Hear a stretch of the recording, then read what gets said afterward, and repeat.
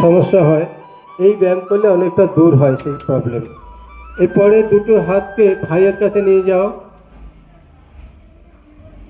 থাইয়ের কাছে নিয়ে যাও।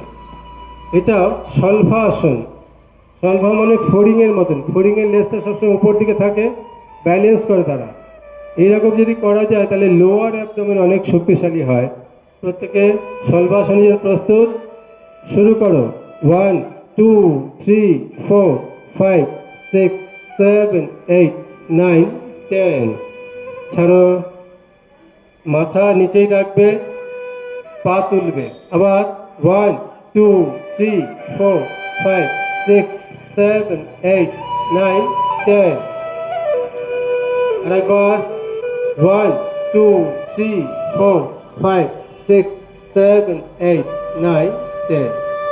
ছাড়ো, শ্বাস। এই তিনটে